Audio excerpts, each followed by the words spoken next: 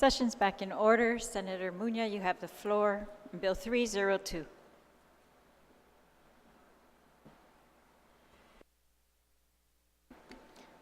Thank you, Madam Speaker. First of all, I want to thank you and all of my colleagues for all of your patience and just helping me navigate through this very carefully. I do have a couple of amendments on this one sheet that's been passed out to the body already, but I'd like to separate those amendments, if we could do one at a time. Sorry, which sheet should we use first? The one that starts between lines 9 and 10, page 2. All right. Does everyone have a copy? All right. Please proceed.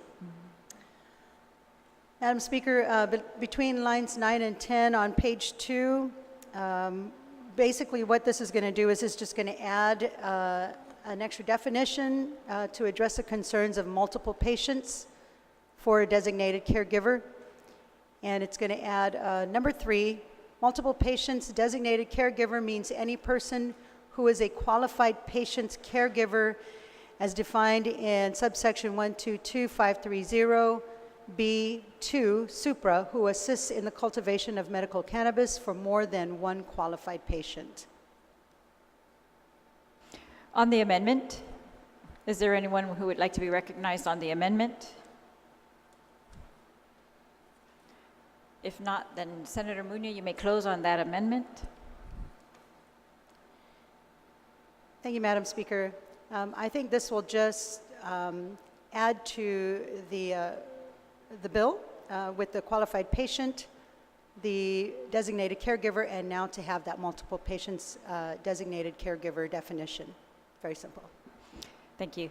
Is there any objection to the Muña amendment to be added between lines 9 and 10 on page 2, a new subsection 3? Is there any objection? No objection. Motion carries. Senator Muña. Thank you, Madam Speaker. My next amendment that I'd like to proffer is on page 3, lines 13 through 15.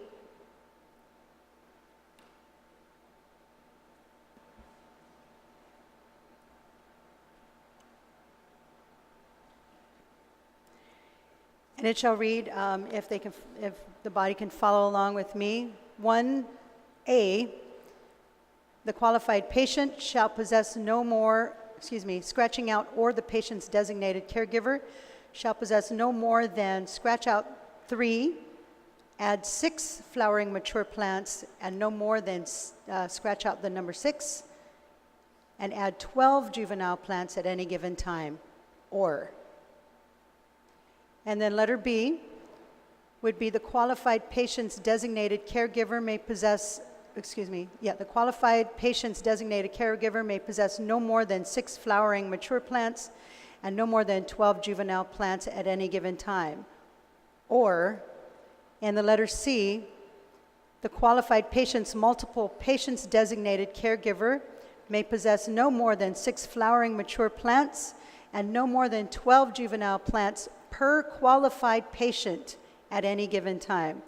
The qualified patient's multiple patients designated caregiver may operate only a single cultivation site. A qualified patient's multiple patients designated caregiver who cultivates medical cannabis at the qualified patient's residence shall not be deemed as operating an additional cultivation site.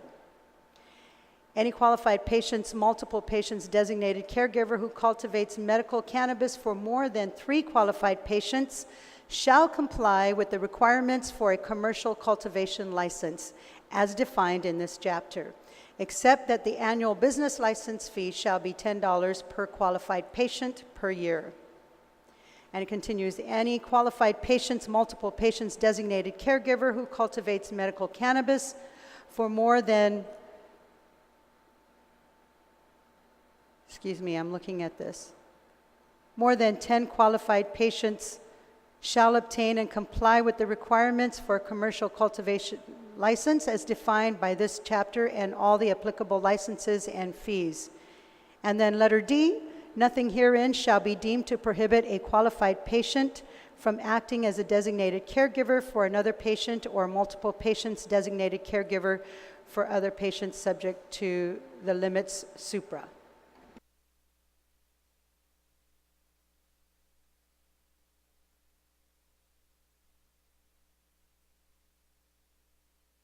All right, on the amendment, which would amend subsection 1 of item 1 of subsection D on page 3, lines 13 to 15.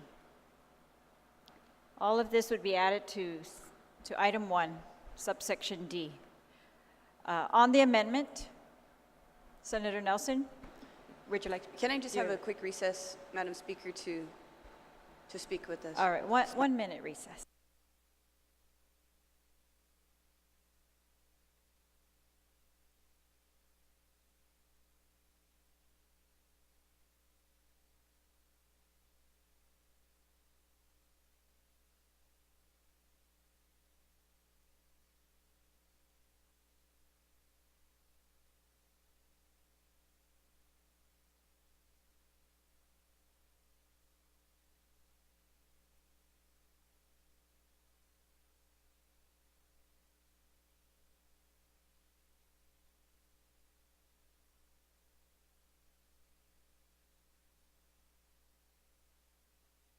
We're back in session. Senator Nelson, on the amendment, is there anyone, Senator Esteves, on the Munya amendment? Thank you, Madam Speaker. I'd like to propose an amendment to the amendment, and that is with regard to the amount of qualified patients that can be managed from a qualified patient's caregiver with regards to growing medicinal cannabis. And to be consistent with current statute, I do propose at this time to amend the number from 10 qualified patients, and I propose the amendment to just change the number from 10 to 5 to be consistent with current statute.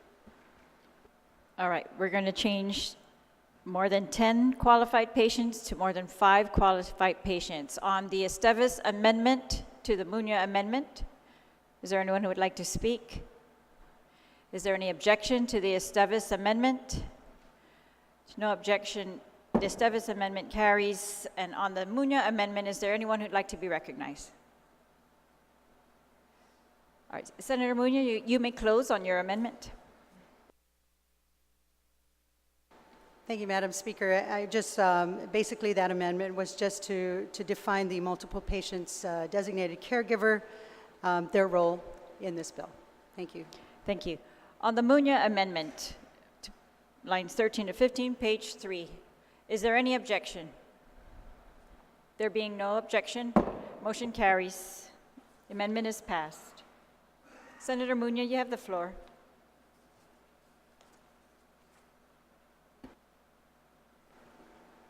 Thank you, Madam Speaker. The next amendment that I'd like to proffer will add new subsections I, J, and K. And if we can, maybe I'll just go through the whole. Does everyone have a copy of that? All right, please proceed. So this amendment, this new addition to the bill would add in the the department shall maintain a list of online cannabis safe growing resources on its website for a period of the time that home cultivation is permitted. The list does not have to be exhaustive or authoritative, but shall be updated as new resources become known to the department. J, the department shall maintain links to sites. I'm sorry, Senator Munya. Let's take those one by one. One by one? Okay. So on the new subsection I, would you like to discuss it further? No, ma'am. All right. On the new subsection I amendment, is there anyone who would like to be recognized? Do you know? Yeah, Senator Munya, could you clarify which page this would be on?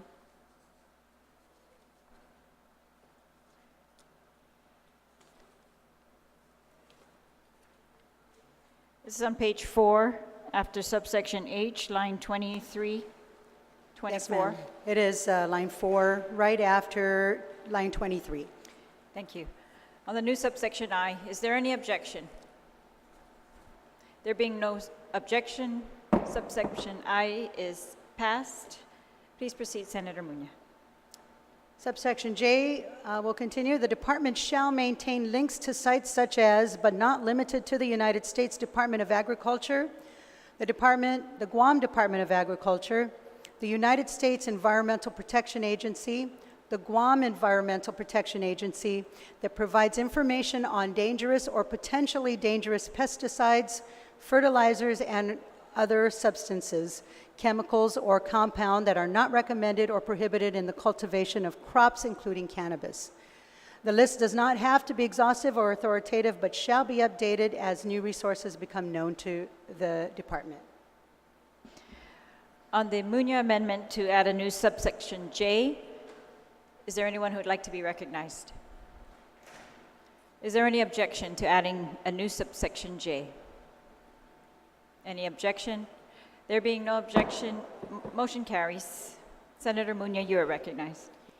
And finally, letter K, only food grade and tobacco grade pesticides, fertilizers, and other substances, chemicals, and compound that are recognized as safe by the USDA and the US EPA for such purposes may be used home cultivation pursuant to this section.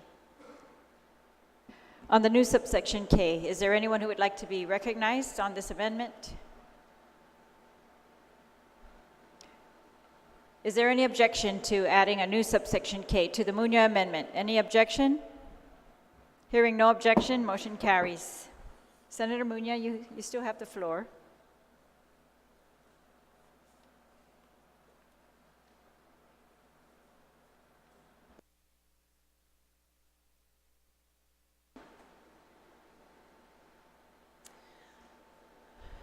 Madam Speaker, I have no further amendments.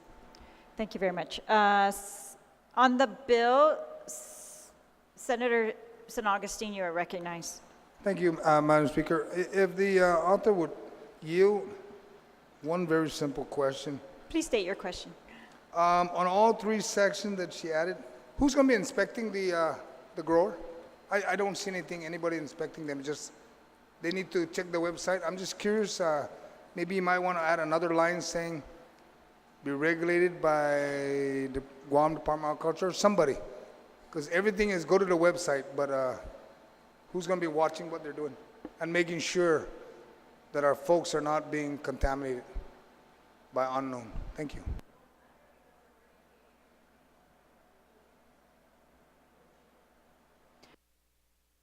Senator Muña, do you yield to that question? Yes, Madam Speaker.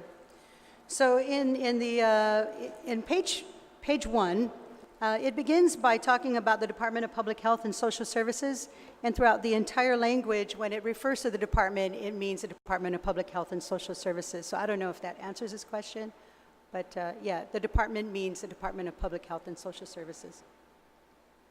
Thank you. Senator San Augustine, you have the floor. Madam Speaker, the only reason why I asked the question is because I understand the bill starts with public health. That's clearly understood. But throughout your add-ons, it talks about everybody else but public health. It talks about Department of Agriculture, it talks about EPA. I'm just curious, does public health have the ability and the knowledge to inspect what the Department of Agriculture does and what I'm just throwing an easy question. Maybe you may want to add it, or at least make sure that public health is in fact inspecting for what is listed here, because you identified all the pesticides, the protection, fertilizer. Public health doesn't inspect fertilizer. I used to be one of the guys that inspect food for the Army, and we don't inspect where they grow it, only how the can looks. Thank you. On the bill, is there anyone else? Senator Lee, you are recognized. Suzus Masi, Madam Speaker. I'd like to just reiterate some of my concerns that I posed yesterday with regard to the destruction and disposal of some of this medicine, and I feel like there's some wiggle room that we could work with in this bill. And so I passed out an amendment, and it would be to page 2 to add a new section kind kind of trying to address this issue. I'd like to clarify that this is already in statute, but this would be specific to, what's already in statute is specific to businesses. So this would kind of change the statute to also cover home cultivation. And the language is found in 10 GCA Chapter 12. So the new section would read, Section 10, the department shall establish rules for destroying, disposing, and reporting the disposal of medical cannabis, prepared medical cannabis, and medical cannabis product. No destruction shall occur in public or in a manner that will expose the public unknowingly to cannabis. If necessary, the department and authorized law enforcement personnel may be authorized to possess cannabis for the purpose of secure destruction and disposal. The qualified patient or patient's caregiver shall submit a video recording of the destruction and disposal of medical cannabis, prepared cannabis, or medical cannabis product, and attach the recording with the report. And these reporting requirements are, again, already in statute. A report of the destruction of cannabis shall include, but is not limited to, 1, the amount in weight destroyed or disposed of, 2, the method of destruction or disposal, 3, the time and date of destruction or disposal, 4, the reason for destruction or disposal, and 5, any other information the department deems necessary. And I just want to take the opportunity to commend former Senator Tina Muñoz Barnes, who really worked very diligently with the members of Imena 33, the legislature in Guam, in her efforts through Bill 344-34, which was passed by the body and then subsequently vetoed. So basically, this amendment just takes our statute and applies it to home cultivation. And I urge my colleagues to support. Sujus Masi. On the Lee amendment, is there anyone who'd like to be recognized? Senator Steves, you're recognized on the Lee amendment. Thank you, Madam Speaker. I'd like to commend the mover of this amendment, and I certainly do support it. However, I would just like to propose an amendment to the amendment, and that is to add, after the first sentence regarding the mandate that the department shall establish rules and promulgate rules, regulations for destroying, disposing, and reporting, I would like to add a line after that sentence that states, promulgations of said rules shall not deter or prohibit issuance of home cultivation permits. And this is because what we've seen historically is if there's no drive, it's historically something like this and excerpts like this have been used by administration or department officials as a placeholder, and the whole reason they hold the entire program up to say that this is the reason why they cannot because of one thing or another. I believe, having learned from the history with regards to moving this initiative forward, moving the program forward, I believe that if we put this in if we adopt this amendment to the amendment and this bill is duly passed, then once permits have to be issued out, then it would behoove the department to catch up as part of their responsibility to regulate and promulgate these rules. But I feel as though if there's no incentive for them to put together what they need to develop these rules and regulations for their department, and they can just put everything on hold and blame it on the fact that they haven't gotten around to it, I think we're gonna see a good initiative like this fall short. And so with that, if we want to take a recess, I can write it in. But the language I'm looking at is establishment or promulgation of rules for promulgations of said rules shall not prohibit the issuance of permits within this section. I just go ahead and request a recess, and perhaps we can get it in writing. All right, 1 minute recess.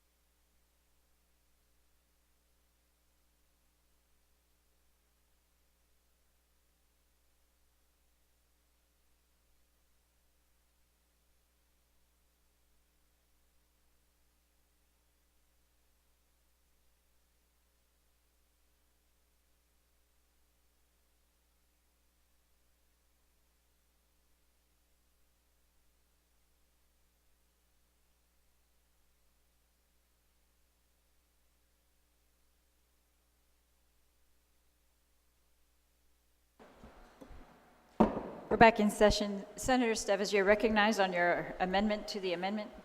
Thank you, Madam Speaker. At this time, I will withdraw my amendment to the amendment, and I would like to propose a new amendment to the amendment after. Just a second. On the withdrawal, is there any objection? No objection. Please proceed. Thank you, Madam Speaker. After consulting, I'd like to reiterate that this section is currently in statute regarding the medicinal cannabis program. So I just want to make that very clear. Of course, adding it in to reinforce the necessity for these rules is admirable, and I accept that, and I do support that. After talking and consulting with my colleagues, I'd like to propose an amendment to the amendment on the first line to replace the word shall with may. Now, this in no way takes away the responsibility of the department to promulgate rules. However, for the purposes of this section, it's important that we don't put anything that the department or the administration can use as a reason not to move forward with the intent of the legislature if this bill were to pass through this body. And so with that, Madam Speaker, I'd ask my colleagues to support that amendment in changing shall to may. On the Esteves amendment to change the word shall to may, on line 1 of the Senator Lee's amendment, is there any objection to the Esteves amendment? Hearing no objection, that amendment carries. On the Lee amendment, is there anyone who would like to be recognized? Senator San Augustine. Madam Speaker, the only thing I'm concerned about is that we went from shall to may, but there still is going to be a requirement to destroy and dispose of excess or unusable cannabis. So I don't know how I can't understand how the bill is going to, this amendment will prevent them from giving the permit when it shouldn't. And I understand where the previous speaker said that we don't want to prevent that. Understood. But I don't know if the may versus the shall. I mean, maybe may establish the rules within 90 days or something. I mean, not having the rules and the proper destruction of cannabis. I know for a fact, being a former police officer, there is a procedure in destroying drugs and any contraband. So it shouldn't be that hard for public health to reach over the GPD and says, let's borrow your rules and destruction of drugs and we'll adopt it. But I can't see why we're not putting a date if we're changing from shall to may. Okay, so that's just my only comment. All right. On the Lee amendment, is there anyone else who would like to be recognized? On the Lee amendment, Senator Lee, you're invited to close. Susan Masi, Madam Speaker. Again, I just want to restate the intent of this amendment, and I thank my colleagues for helping to strengthen it and to ensure that there aren't any further delays in this process. We want to make sure that our community, especially those with long-term debilitating diseases or chronic conditions, are able to get access to the medicine that they need. So I certainly want to express my full support for home cultivation and improving our community's access to medical marijuana for those who are sick and those who are suffering. This amendment is primarily it's a measure to discourage diversion to minors and to protect children in our community from getting their hands on this medicine. We also want to discourage diversion to the black market or the illicit market for marijuana. And so I think that this language, which again is already in statute, is clear, it does that, and we just want to ensure that this statute applies to home cultivation. Thank you. Thank you. On the Lee amendment, is there any objection? Hearing no objection, motion carries. On the bill itself, is there anyone who'd like to be recognized? Senator Steves, you are recognized.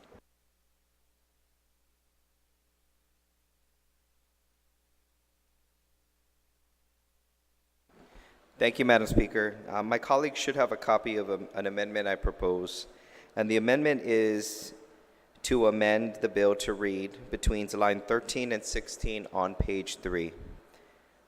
Cannabis, it will read to, cannabis plants must be cultivated indoors and not be visible from any public location. And such cannabis plants must be secured in a room with a lockable door, period. Comma. Now, this does two things, Madam Speaker. The first thing it does is it helps define indoors. So there's no question as to what we're talking about indoor growing. And the reason is to ensure that there's very little diversion to people who are not authorized to possess, handle, or utilize this medication. And so within homes with either multiple families, many family members, it's to prevent diversion of the medicinal product from getting anywhere else. So that's why it's essential that the door is secure.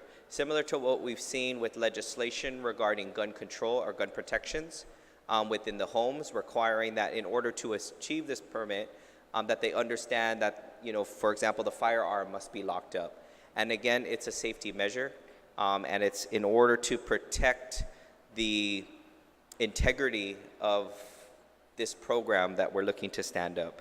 Now, the other thing that this does, that my colleagues probably have noticed, is it removes the component to allow for outdoor growing.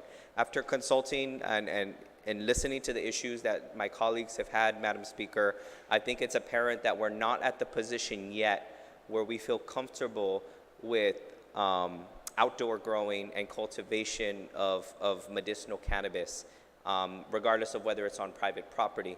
I think there are still issues with criminal elements that we would have to address, and this body is always free to come back and address that at a later date, and address any other issues that we've seen over time.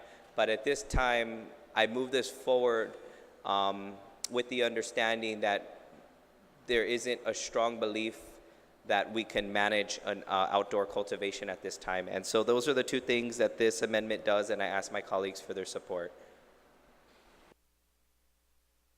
On the Estevez amendment, is there anyone who'd like to be recognized? Senator Estevez, would you like to close? On the Estevez amendment, is there any objection? Hearing no objection, amendment passes.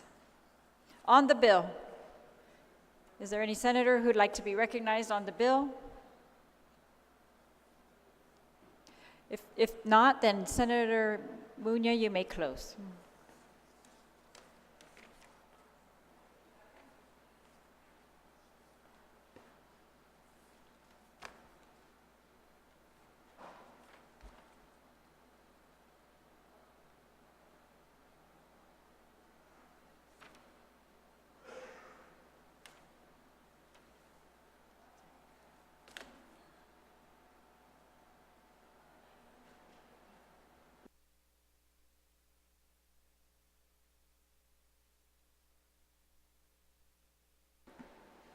Madam Speaker, at the advice of legal, I have one more amendment, if I can, before I close on the bill,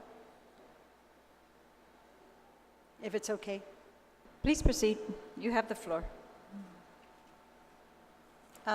If we like, maybe we can circulate this amendment before I speak on it. Is it okay if we take a recess and...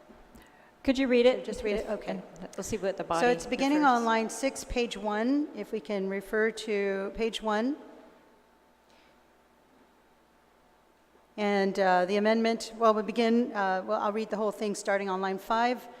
A, upon written certification as provided by subsection 122.526 of this article, and then it adds, and the completion of the requirements in subsection C of this section. And then it continues, the department shall issue a permit for the qualified patient or patient's designated caregiver to cultivate cannabis at home if there is no operational dispensary for medical cannabis products. All right, so the amendment would be to add the words on line 6 after article and completion of the requirements of subsection C of this section. Yes. Do we need that in writing, or can we proceed? If there's no objection, we'll proceed. Senator, on the amendment, on the Muña amendment, is there anyone who'd like to be recognized?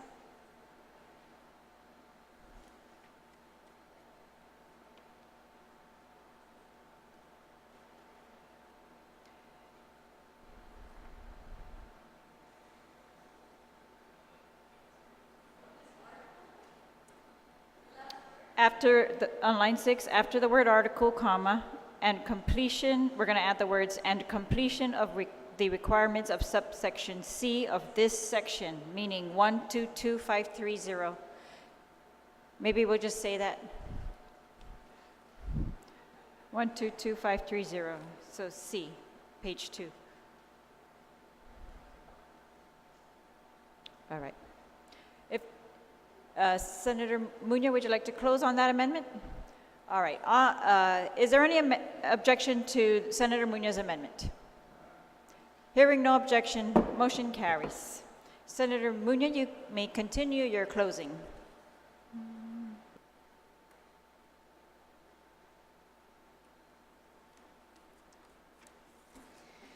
Thank you, Madam Speaker. I still stand here as passionate as I was when I first began this process because for me, I feel like I have all the patients that I've spoke to weighing on my shoulders, and I feel like I'm representing them today, and so I don't want to make any mistakes because I do this for them. As a matter of fact, a lot of the patients that I did talk to while I was in the media was what convinced me to run for senator in the first place. So I stand here as their representative today for this bill. And I just ask everybody just to think about it for a second and just ask if you've ever talked to anybody or looked at somebody directly in their eyes that was dying of cancer. And I have. I've seen so many people in that state that I feel like my heart goes out to them, and I feel like this is an opportunity for us to create, maybe not cure them of cancer or any of their ailments, but at least improve the quality of their life. And that's really what we're here to do. We're here to help the people. And 4 years later, we haven't even done that yet with this bill. I hope we can. So I just ask, just think about the patients that need this medicine. And I know we want to create a perfect policy for them, but in the meantime, they're still waiting. And I really would like to focus also on who the original bill is named after, Joaquin Casey Concepcion II, who is like a brother to me. And this is why I stand up here and I talk about this so passionately, because I was one of the first people that his dad called when he was diagnosed with stomach cancer. And as a parent, I couldn't even imagine what that's like. You know, you can't fix it. You just got to stand by and just pray. So I do this for Casey. I do this for my mom, who was diagnosed with cancer. I do this for Darlene. If you don't mind, I'd like to talk about them. Darlene and Cynthia and Frankie and Lisa, young Taylor Cruz. The warriors that I've talked to, that I've looked into their eyes, that are still battling this. Young little Braden, who has leukemia, and Maddie, and Caroline, who's fighting leukemia right now. All these people are the people that I represent when I stand here. And so right now they're giving me strength. And if I can also talk about Julie, who came to me when I was on the radio and told me that what I did at the time offered her comfort. You know, it offered her some relief, like she could close her eyes and remember of the days when before cancer, or when she was growing up and life was innocent. And so I brought her into the radio station, and I gave her a wish to be, you know, to be a personality for one day.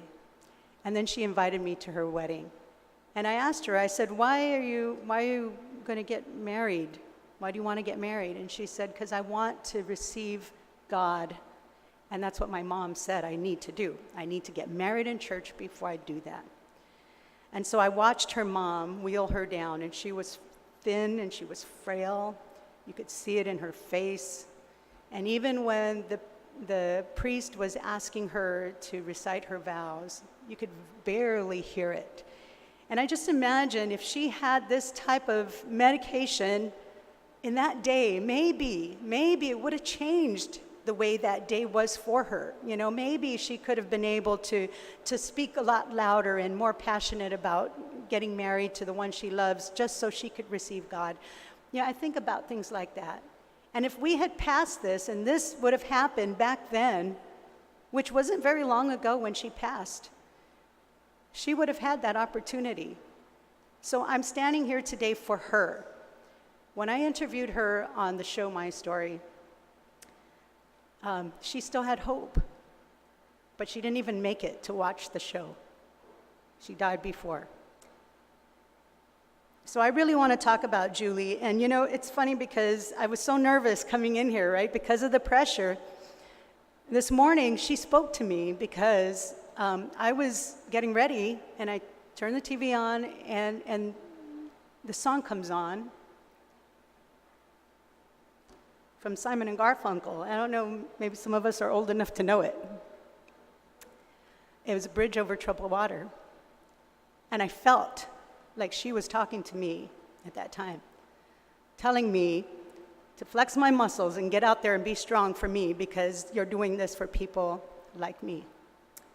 And so I felt today that I had more confidence to do this. And I really hope that my colleagues feel the same way too, not for themselves, because we can sit here and we can drink our sodas and we can eat all the food that we want. What about these patients that can barely even swallow a grain of rice? And maybe this medicine can allow them to give them that opportunity to get some strength, or maybe go to sleep at night so that they can recover, or maybe just remove some pain. That's all. It's so simple. It's so simple. And I wanted it to be that simple for them.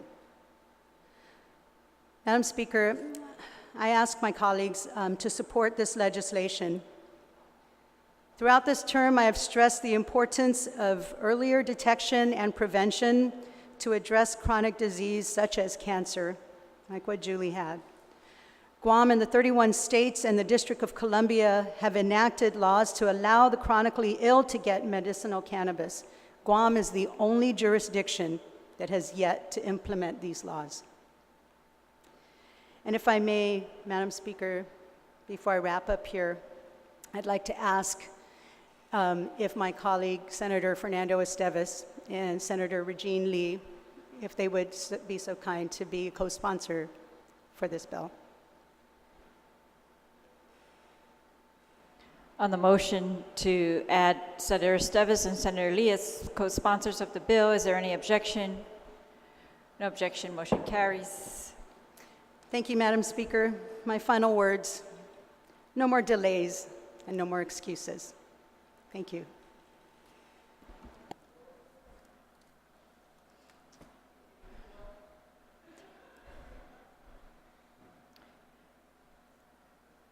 Senator Ada, you are recognized. We've exhausted the second reading file.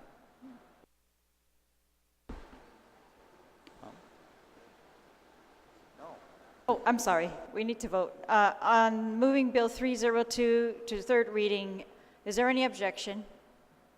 There being no objection, motion carries. All